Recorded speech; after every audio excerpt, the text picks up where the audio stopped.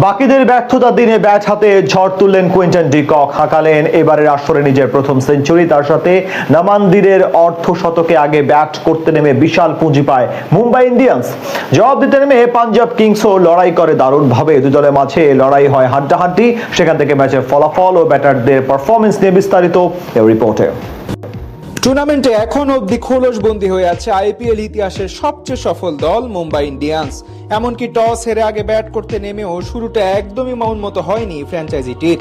পাঞ্জাব কিংসের বিপক্ষে এক প্রান্ত থেকে কুইন্টন ডি কক চালিয়ে খেললেও অপর প্রান্তে তৃতীয়বারে আর্শদীপ সিং এর বলে মাত্র 2 রান করে প্যাভিলিয়নে ফিরে যান প্রোটিয়া ব্যাটার রায়ান রিকেলটন। আজ রানের খাতা খুলতেই পারেনি জাতীয় দলের অধিনায়ক সূর্যকুমার যাদব। ঠিক পরের বলেই চাহালের হাতে ক্যাচ দিয়ে ফিরে যান ডানহাতি এই ব্যাটার। পরপর 2 উইকেট হারানোর পর দলের হাল ধরেন কুইন্টন ডি কক এবং নামান্দির। মাঝে একবার জীবন পান নামান। ষষ্ঠ ওভারে বিজয় কুমারের উপর চড়াও হন এই ব্যাটার। 2-4 এবং 1 ছক্কায় আনেন 15 রান। পাওয়ার প্লেতে জোড়া উইকেট হারিয়ে 48 রান জমা পড়ে এমআই এর স্কোরবোর্ডে।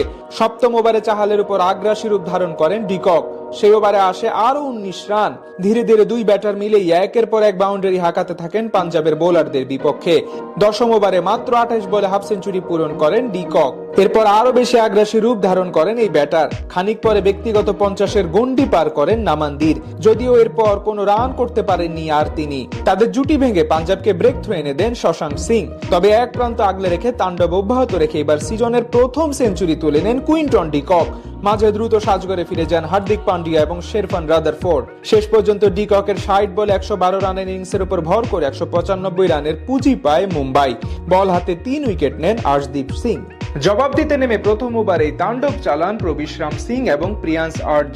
দীপক চাহারের বিপক্ষে সেই ওভারে আসে মোট 21 রান। তবে সেই অ্যাপ্রোচ বেশিক্ষণ ধরে রাখতে পারেনি এই দুইজন। তৃতীয় ওভারে গাজনফারের ফুলার লেন্থ ডেলিভারিতে বোকা বনে ক্যাচ দিয়ে আউট হন 9 বলে 15 রান করা প্রিয়ান্স আর্য। 2 ছক্কা এবং 1 বাউন্ডারি মেরে ভালো কিছুর ইঙ্গিত দিলেও ইনিংস বড় করতে পারেনি অজি তরুণ ব্যাটার কোপার কনলি। 12 বলে 17 রান করে গাজনফারের দ্বিতীয় শিকারে পরিণত হন তিনি। পরপর 2 উইকেট হারালেও এক প্রান্ত আগলে রেখে দারুণ ব্যাটিং করতে থাকেন প্রবিশ্রাম সিং। তার সাথে নতুন করে জুটি গড়েন অধিনায়ক শ্রেয়াস আইয়ার। পাওয়ার প্লেতে পাঞ্জাব কিংসের স্কোরবোর্ডে জমা পড়ে 61 রান। অষ্টম ওভারে চাহারকে পরপর 2 বলে 2 ছক্কা ও 1-4 হাঁকান প্রবিশ্রাম।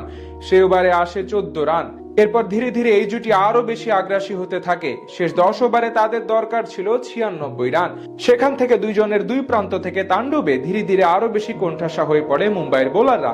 এরপর আর তেমন ভাবে প্রতিরোধ গড়তে পারেনি ফ্র্যাঞ্চাইজিটি, যার ফলে শেষ অবধি সহজে জয় তুলে নেয় প্রীতি জিন্দার পাঞ্জাব কিংস। বিপরীতে আরো এক পরাজয় বরণ করতে হলো মুম্বাইকে, যার ফলে তারা পড়ে রইল টেবিলের একেবারে শেষের দিকে।